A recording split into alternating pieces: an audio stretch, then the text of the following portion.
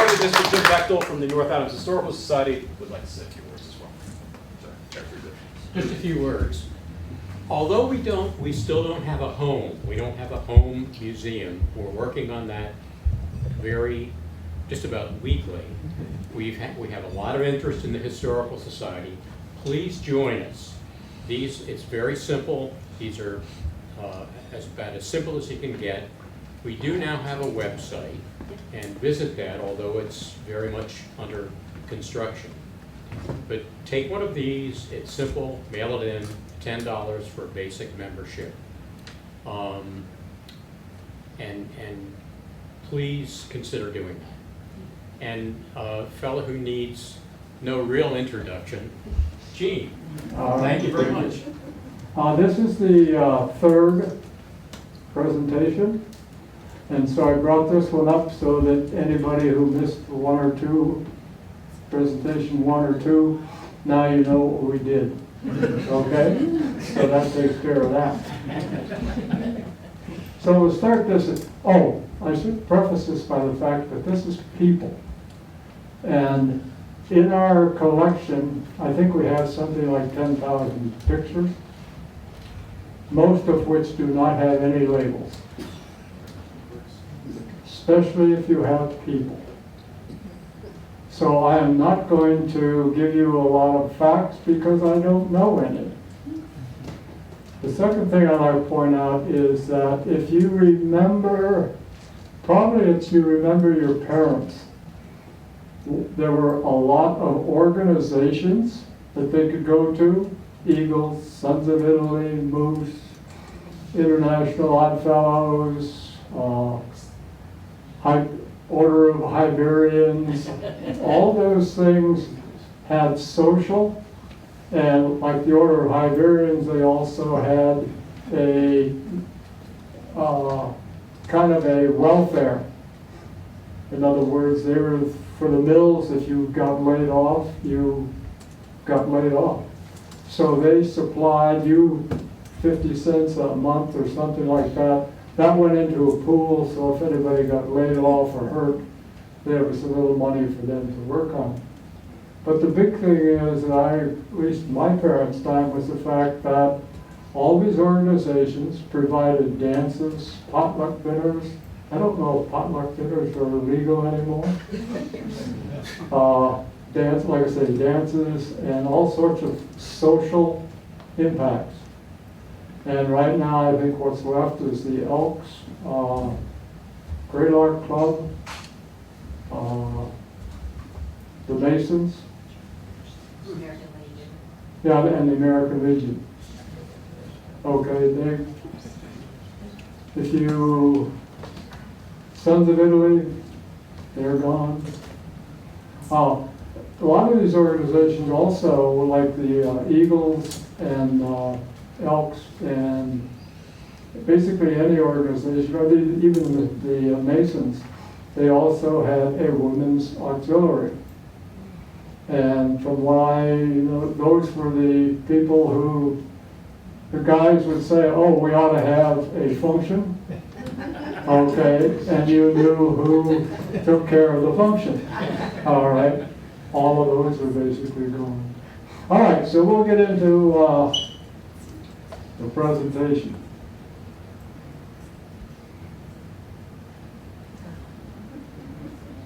Okay, all we know is this is a fan dance club. This is pre-Sally Rand.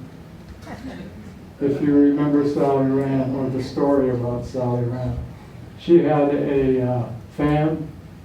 It was more feathered, I think, if I remember right. But anyway, this is one of the organizations that they put together, and what they did, I have no idea, besides dance and wave the fan around. This I threw in there because I said to myself, oh, everybody will remember going to the fair, the carnival, or once a year, guy came by with his settling pony and allowed you to have a picture taken. Well, the first 5 people that I asked has never heard of it. Oh, this is a Montana, at least a Montana thing, where the guy would come through and we could get on the pony and get our picture taken. And a great story, I won't tell you who this was, but there was a gentleman for 3 or 4 years, had a little round, he hooked the pony up to a little round gadget that allowed the pony to go around and around. So you could get a ride, get on the pony, around, and it would stately go around. Well, one time this young boy, they put him on the pony, the boy started yelling, the pony started picking up speed, the boy started yelling louder, the gentleman was trying to stop his pony. But that's a story that I don't want the other guy to know. All right. This is one of the things that, in the mills, of course, there were a lot of textile mills, and they always seemed to, at one point in time, take a picture of the workers, and in this case, as usual, mostly in the textiles, women did things like the weaving and that, the guys, supervisor, and they're the ones that fix the machine, put things together, and of course the kids, they would change the bobbins and those kind of things. But they're standing with samples of what they had put together.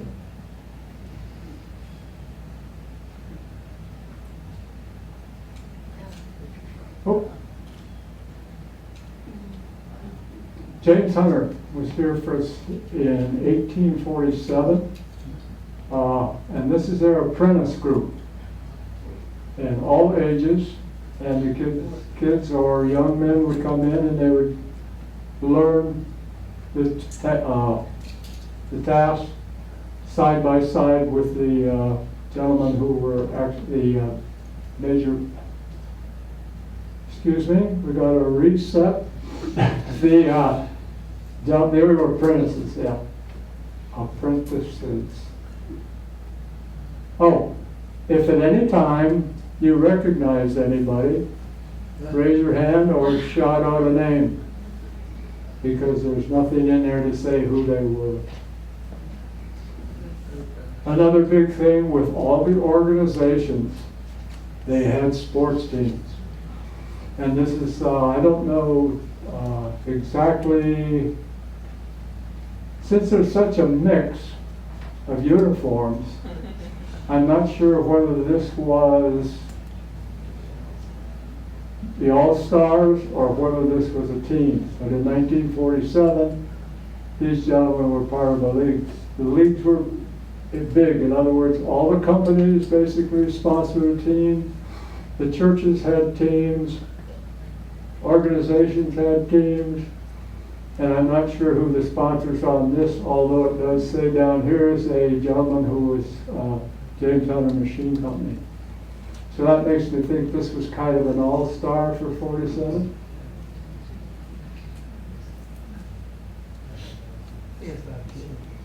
And here's the Drury Champs in 1921. I don't suppose any of you played that year. This gentleman, I think it's the coaches were those two. I think we have the name on that guy. Oh, wait a minute. 1921, we have the names out of the yearbooks.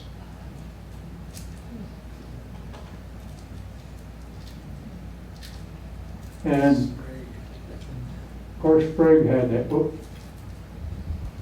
Sprague had a team, at least one, but this is them, and there's no year on that one.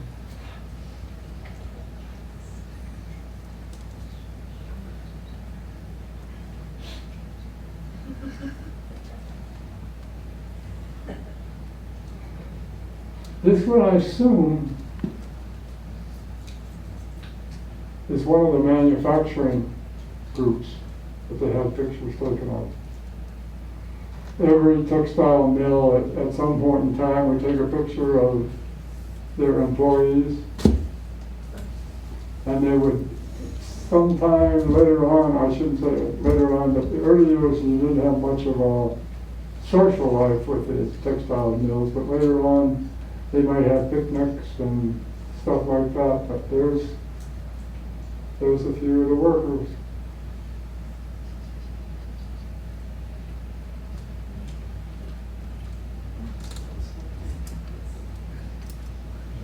Anybody who was a Boy Scout, Joe Crowley was in there for a long, long time. And he's second from the left, and that would be this gentleman right here.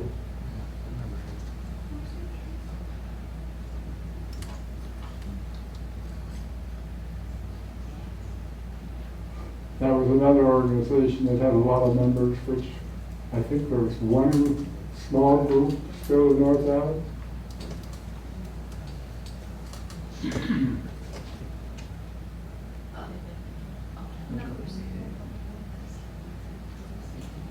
1947. Somebody put this out, numbered them, and tried to get the names.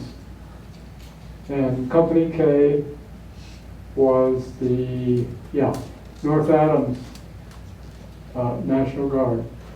So,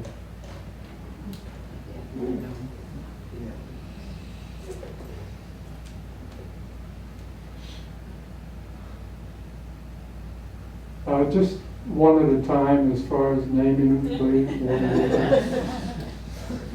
No, this is tough. We're just, it's one of those things we would like to have, but. Knights of Columbus, one of their parties. Of course, you always had to have a formal picture if you had a banquet or something like that.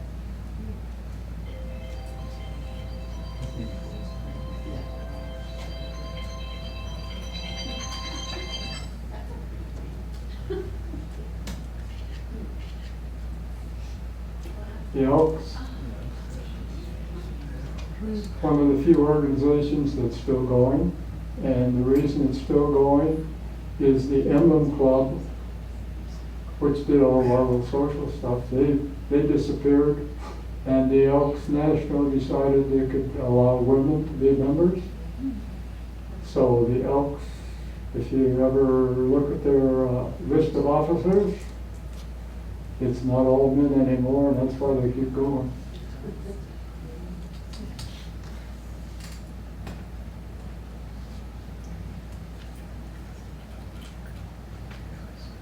That gentleman there is Mr. Bloom. He was one of the very first of the Elks in North Adams. Okay, there's the standard class. I think this is probably, it's an unknown, but I'm almost thinking that this is more than one grade. And don't have anything as to which school it is. Year, do you have the year? No, I don't even have a year. Okay. It's just a good picture of a lot of kids that were always there. They, of course, ties weren't necessarily unusual. I don't think they came to school in the tie just to have a picture taken. Some schools required that you had to have a little more formal. And you can check out what year the big bow and the braids. In a lot of cases, you can, especially in the later years, in the high school area, you could tell pretty much the year by the ladies' haircuts. Their haircuts. Okay, the guys, that's starting to get a little more prominent, but I know in my day it was crew cuts, which nobody really, now it's either shave it all off or wear it long. But crew cuts were very easy to keep up. I have no idea why that person is much more formal. Teacher? No. He just doesn't quite look old enough for a teacher. This one looks like a teacher, but I'm not very sure. Yeah. And this one still had knickers. Okay, that's another one had knickers. Yeah, a lot of them do. Yeah, knickers are great clothes. My father was at Johnson School in the mid-30s, and there was a picture of him in the short pants and socks. Okay, still in the 30s, yeah. I guess it was a big deal when you could wear long pants.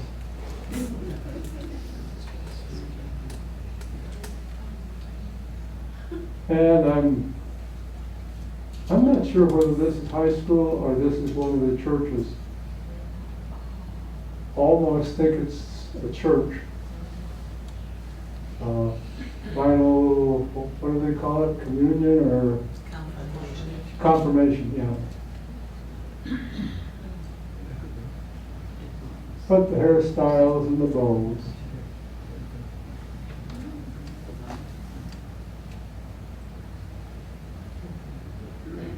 Okay, this is Sprague Electric. We did a lot of work for the government in World War II. And this is one of, they got a number of awards from the military. And so this one got all the ladies all dressed up because, boy, that was, Sprague was ladies. They basically did most of the capacitor work, putting them together. So they gave them corsages, told them to take a picture, and gave them little wands to celebrate the occasion.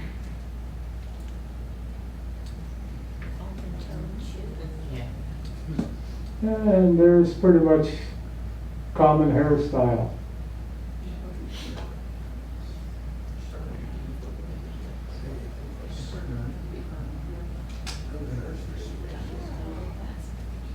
North Adams had a very vibrant nurses program, and this is one of the classes at their graduation, up on the hill there.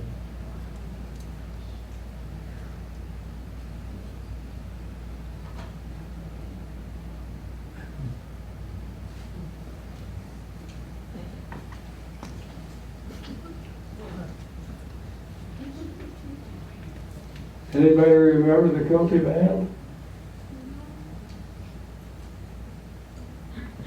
Gene? Gene? I don't remember the Kilty Band, obviously, but most of the dyers at the Windsor Printworks were Scots. Or what? Were Scots. Oh, yeah. So could possibly be that.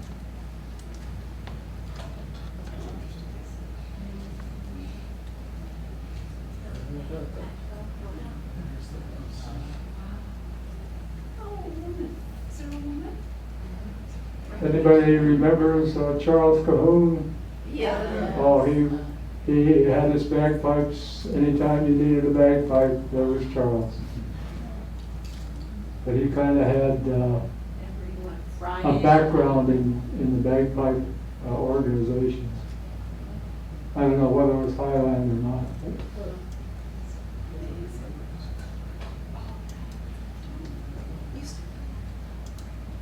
And there's a, I don't know if they had a, I want to say a color guard, but the one that marched in front of the band, or the bagpipes, but they're, I'm almost thinking that's just what it was, and not all bagpipers. This guy's probably the big bamboo or whatever they call them.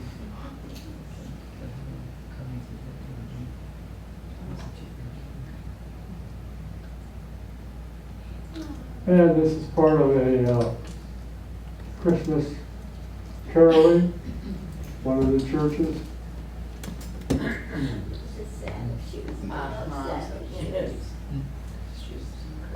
Are there pennies in that loaf? And if you're missing, there's the other half of them.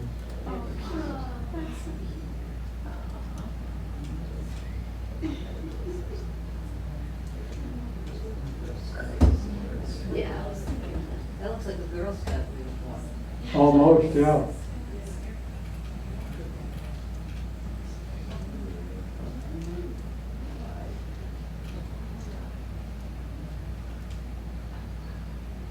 And we pretty much have a list of these because these are the Blackington ladies.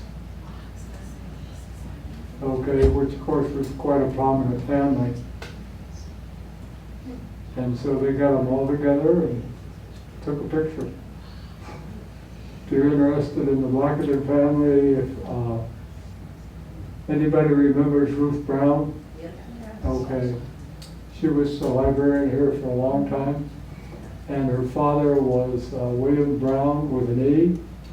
And he did a lot of history work. In fact, he had a column for the newspaper, which ended up being called the Pathways of the Past. Anybody interested in that, let me know and I can give you a copy of that. It's basically a series of articles. They would either concentrate on people or industries, give you a real good history of North Adams. And which one's which? Someplace along the line, probably in the Ruth Brown collection, we have a list of those people. This one's easier. I could tell you this is the Mancuso family. I remember that. This, of course, is one of the things that at some point in time, everybody would go to the photographer and get their family picture taken. So I'm assuming that everybody here has some kind of family picture. And the Mancusos were immigrants. One of the, in the fact that North Adams was Italian, French Canadian, and Irish. They were pointed out before, if you were German or Polish, you were down in Adams. Welch was the Blackington area. There's a happy expression.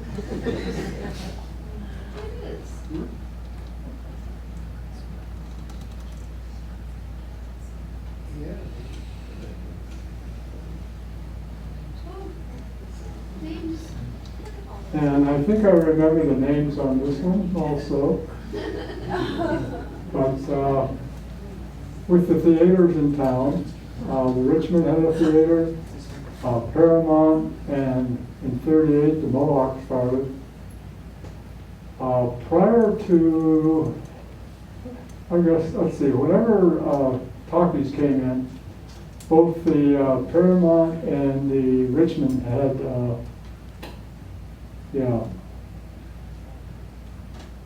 people come in, and what did they call the reviews?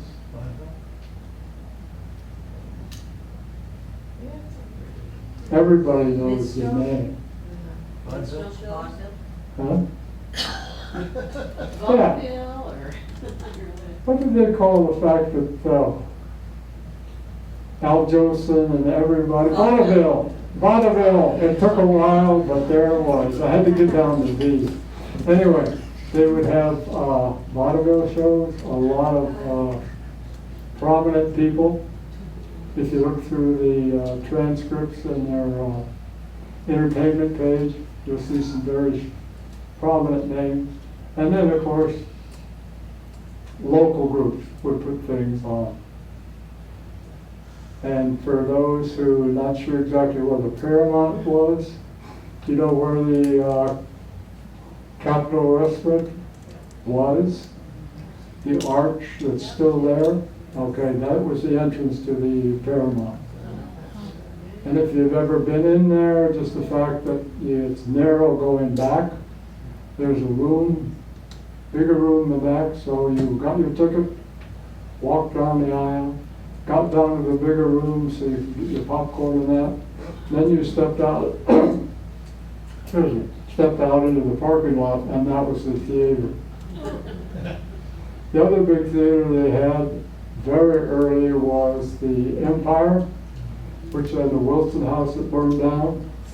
And if you've ever been down to the Colonial in Pittsfield, that and the Empire was the same thing. Gene, can I throw a Can you story make in? that? Yeah, I'm reading my grandmother's diary. She grew up here from 1920, 21, around in there.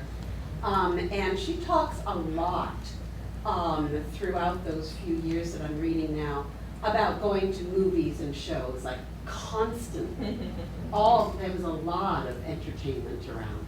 oh yeah, and of course, where I went, you always had the double header, double feature. Yep. Okay, double feature with the newsreel, and then of course you had the small clip serial. And if you remember the serial, when the villain was, at the end of it, was hanging off a cliff or driving into a big railroad, so you had to come back the next week to find out what happened to them. And I don't know if you ever saw the Rocket Man. Yeah. He put the metal thing over his head and his body, and he would zoom through the air. Oh, hey, you know, great things. I mean, nowadays you don't get that good stuff. Gene, can you make that picture Oh, this one? larger? Yes, please.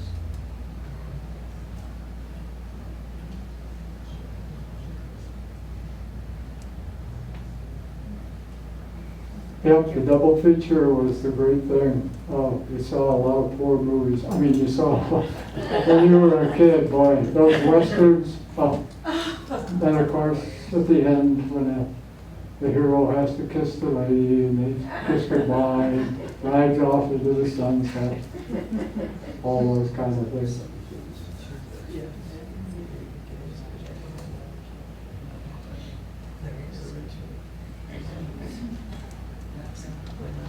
I never saw The Perils of Pauline. That was before my time, but I don't think I ever saw the one where the gal was tied to the railroad track. And the villain was coming, and the villain was coming, or the hero was coming, and he was coming, and he was coming, and he was coming. And she was laying there, and the train was coming and coming. Anyway, I missed all of that one.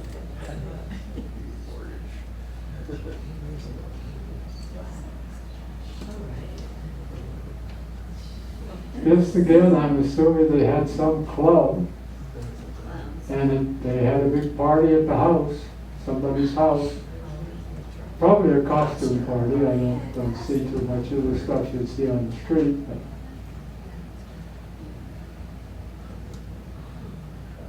Still no more voices yelling out names, huh?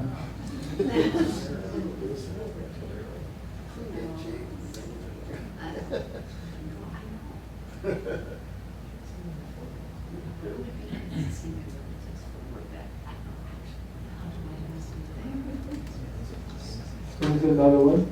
That looks like a school slide. Yeah. And that looks like it's more in one of the halls or something rather than a home. But I'm just guessing on that. Again, a good variety of costumes. I wish they left the this off so we could tell where they were at. But don't want to leave too many clues. And that's the third one. these were a little more aware of the photographer. So they wanted to make sure that they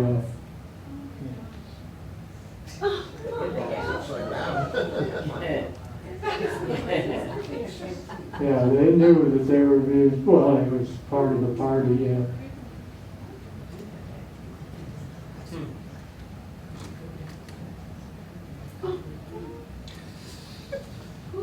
So, the photographer, of course, said smile. Or not. Or they're playing in character. Maybe, yeah, maybe. Yeah. Yeah, I think they, for posterity, I don't know if they ever shared this photograph with anybody, but there they were, hopefully having a good time. Looks like a murder mystery. Yeah. Okay, so this, of course, is Frank Castelli, and Mr. Conti, Silvio, who is one of those weird Massachusetts legislatures. One time he ran for, he was a Republican, which in Massachusetts is, it's a, I don't know if it's a dying breed or it died a long time ago. But he was so popular, a couple of times he ran on both tickets. There wasn't anybody on the, to run against him on the Republican, and there was nobody going to do it on the Democrat, so he ran on both tickets. Turns out he got all the votes. So this is the fall, fall, and spring.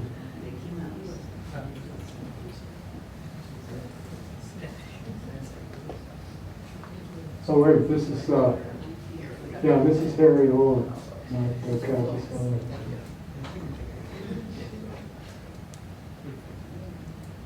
This, I'm almost thinking it's a newer picture with a motor vehicle. I just can't almost recognize one of these two, but I don't for sure. But that's a nice truck, and you got fold down in case it rained. Windshield went up and down, and I don't see the windshield wiper on this one. Yeah, there is. Probably, I remember the first vehicle my father got. It was 1937 something, and it had vacuum windshield wipers. So the pump, as far as the car was running very good, the pump would do this. But if you started to go uphill, the pump couldn't keep up. So it had a little lever that you could do this. So you wouldn't lose the windshield wiping ability.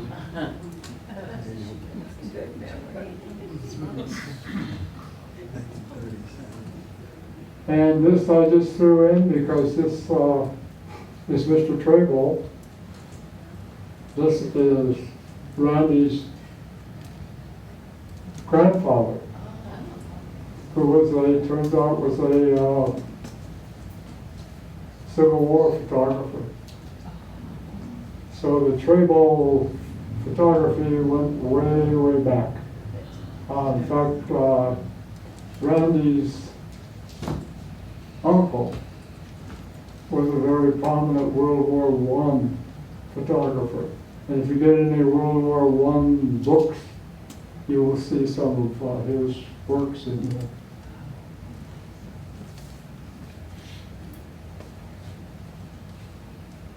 And this is Mr. Guzman.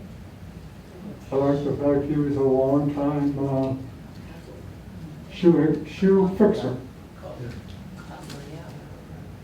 Don't know if any of you ever, oh, here's policeman's uniform. For what it's worth, heard was a longtime photographer in the late 1800s. Yeah, basically late 1800s. He took all sorts of pictures of the North Island. And a lot of them he put on stereo reviews, which the library has a number of.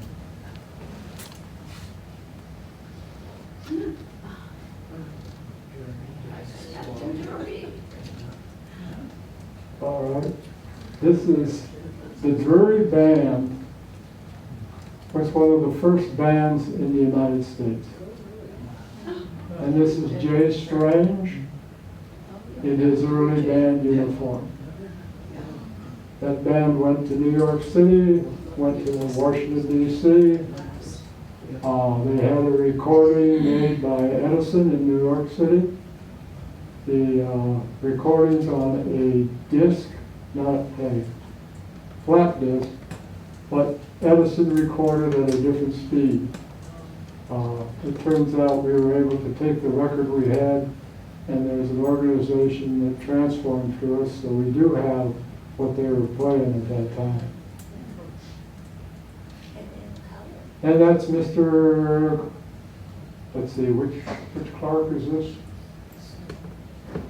Anyway, there were the two Clarks, the father and son. They had the I think it's the son. the son, yeah. They had the biscuit company, and they had a grocery store in kind of a flat iron building down by the depot. And if you go to practically any organization, look in their records, and you see these, between the two of them, they donated money to it.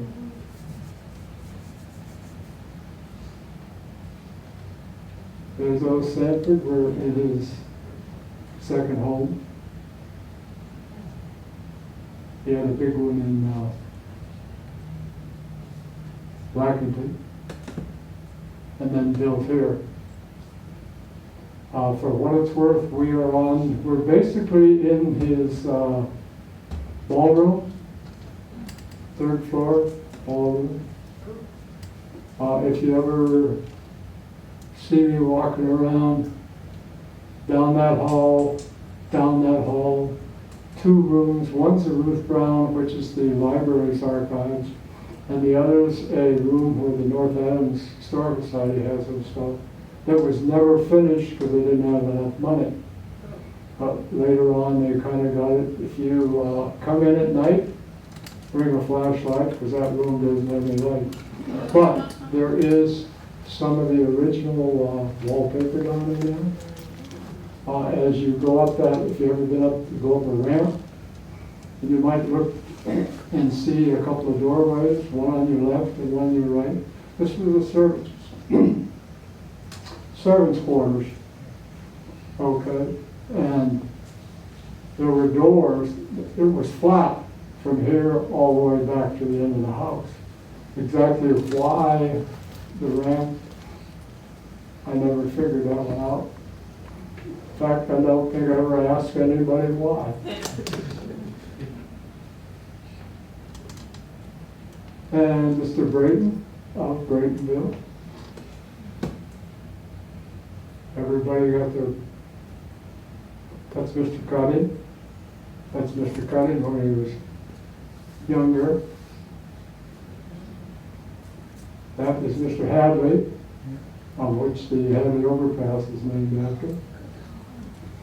That's one of the mayors, who's also a doctor.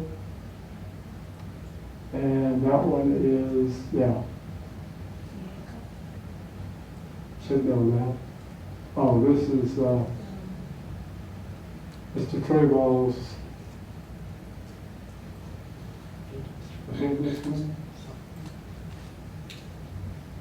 Anyway, that's Mr. Sebastian Treball that I showed you the picture of.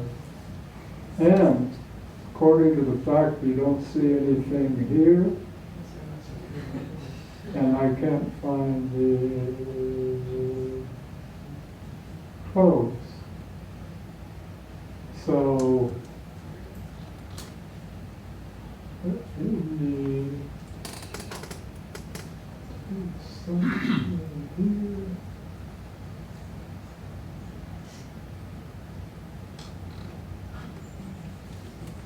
What? Oh, excuse me, I could probably see better if I put the glasses on and no care.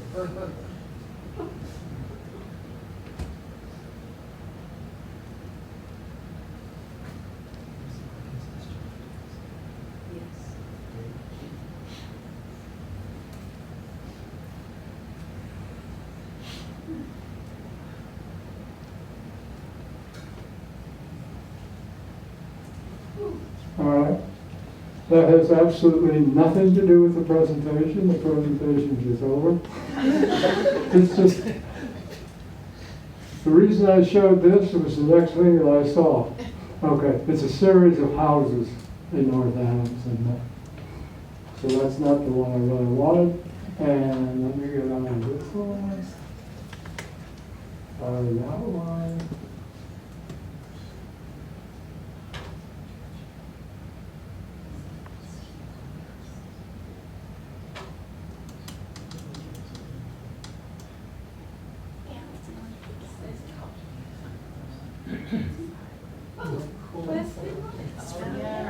Okay. This is a possibility of a future program. Okay. Like I say, I have about 10,000 slides, so 60 slides per presentation is, I will not be done this year. So do you want to do old buildings, or what did you want to do? Pardon? A presentation on architecture? Well, Yeah. basically, this isn't so much architecture as this is what some of the stuff that we have in the archives. Yeah. Okay, this is a couple of advertisements. You know, it's a really. You know, anybody remember saving stamps of some kind? Oh yeah. Get those, and the kids get to lick them and put them in the book. And you can go down to the store. But anyway, this is the kind of stuff. We got buttons and buttons. Stuff, junk and junk. You can read what's going on there. Baseball cards. Okay, yes, I will get out of I it. think you have another program decided, Gene. And if anybody's got any, yes, questions? Or, I have something I just want to make sure I brought with me. Okay. And I want to make sure I show it to you, and if anyone else would like to look at this. What I brought with me is something that my grandmother had done back in 1912, 1915, in those years. It is a lot of her friends from Drury Academy. So if you had any relatives here around that time period in high school, let me know. You may find their name in here. But I'm going to show you real quick. What I used to call these were slam books. oh, yeah. And this is Edith Turner's page. What my grandmother made the pages, so she glued in a photograph of a lovely lady, most of them, and then wrote down a lot of questions. And then her friends would come along and fill in the information on the questions. So I mean, there are, if you have relatives from here, from that time period, see me, we can look them up and see if they're here. This says Edith Turner. This says Ray Turner. I guess she was friends with the Turner family. Hastings, Butcher. Anyway, if you have relatives who are maybe in high school or at Drury that you know of around 1915, let me know. Excuse me, and if you could introduce yourself also and your tie to North Adams history. Yes, my name is Cordelia Houghton Atkins Woodcock. A.C. Houghton, some of you may know of A.C. Houghton. The Houghton Mansion is still down there on Church Street. Ben Svensson's fixing it all up. A.C. Houghton was the first mayor in North Adams. He's my great-great-great-grandfather. And William Arthur Gallup married A.C. Houghton's daughter, so he is my great-great-grandfather, or great-grandfather. So I get those things mixed up. But I am, yeah, my ancestors were the Houghtons and the Gallops. So I know I have a lot of stuff, a bunch of stuff Okay. we have given in the past, we've given to the Historical Society. But I also have a lot of stuff at my house. Okay, a lot of And people have my, that. Sam Trudell, who did, I don't know if some of you saw his talk, he is my cousin. So there we go. So see me if you want to look at the book. I have another thing. Thanks, Jean. No, yeah, thank you. If anybody is interested in some of the old histories like Pathways of the Past, we also have one from a gentleman named Morris, who wrote articles in 1859, 1869. Anything like that, give me a buzz at the North Adams email, which is nahs@vcn.net, and I can email those to you. And the library just has all sorts of great stuff. Like I say, Ruth Brown, she did some scrapbooks. I don't know if you noticed the picture that they had cut out. There's a couple of scrapbooks that somebody did the same type of thing. They would cut out pictures. And also, starting this fall, Gene has been kind enough to make himself available every Tuesday for open office local history hours. So every Tuesday from 10:30 to 12:30 starting in September. So we're still making the final arrangements, but if anybody's interested, that will be happening. Okay, if you are interested, I will tell you one story, which has nothing to do with this. If you're not interested, go ahead and leave. We got a write-up from a gentleman who lived in the swamp back in the 30s and 40s. And does everybody know where the swamp's at? Is it Washington Avenue? Washington Avenue, Ashland Street. And it was at one time a swamp. And if you notice the fact that the land is fairly level with the river, every few years it didn't need to really be a big flood, but it just gets some high water, and that water would come into the swamp.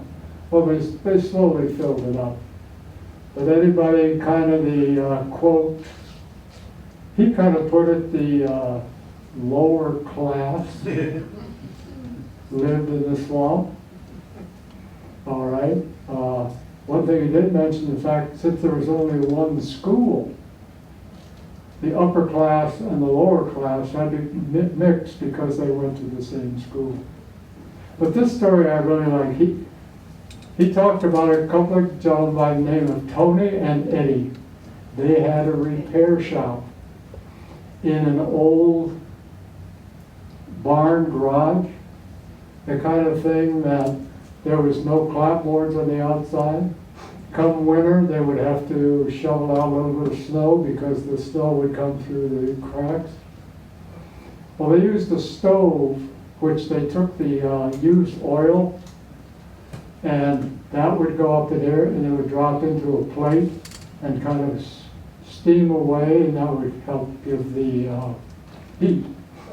So one time, but they had no fire insurance. So one time, they got back to an appraiser.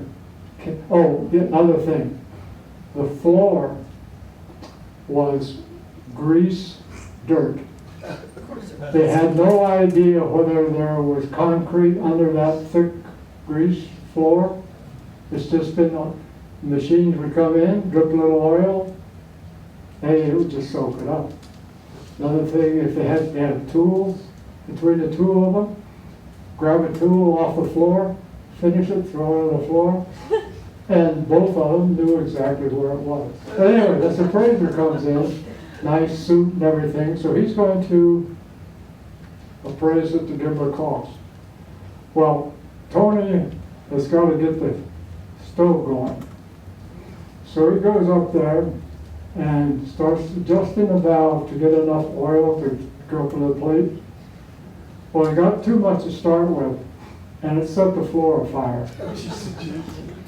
So according to the story, Tony is adjusting it, stamping the flames, trying to get them out, adjusting it there, stamping, just going away, and finally gets the flames out, adjusted, looks around, no appraiser.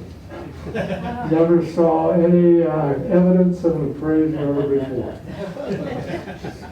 So if you are not a member, you will find that story in the next issue of the Hoosier Trail. We get four issues of Hoosier Trail each year, and that's going to be one of them. One more story then. Yeah. In the library's collection is a Chinese banner. Oh. It's kind of a almost a triangle. It's like this and goes down like that. Chinese characters on it. Pretty sure it came from the Imperial Palace in Peking, China. Wow. Back in the Boxer Rebellion days, when the foreigners looted the Imperial Palace, someone with connections to North Adams brought it here. It's hopefully might be a display in the library for a month, but then we're trying to get it back to Peggy Jean. Anyway, any questions? Well, Gene, if I could just say, add to your story about the flag, we were very fortunate. Just 2 weeks ago, our board and the Historical Society, through Peter Glazier, had a visit by the Chinese Historical Society of New England, and they're mainly based in Boston. And that's a whole other presentation with the Samson Shoe Factory, in quotes, Chinese experiment. But they visited one of the fellows, a scholarly gentleman from Boston, 2 weeks ago. We had him take a look at the flag. He thought he knew what the flag was. He was able to interpret the symbols on the flag. Has contacts, has colleagues in Beijing, sent him the photo, the explanation of the flag, and in return, we got more of a definition, clarification of what the flag actually represents. And it ends up to be the flag of a fire prevention group attached to a military battalion in Beijing, evidently, back in the late 1700s, early 1800s. And these are quite worthy detective stories for sure. So join the Historical Society. Right? Gene, thank you very much. Thank you, Gene.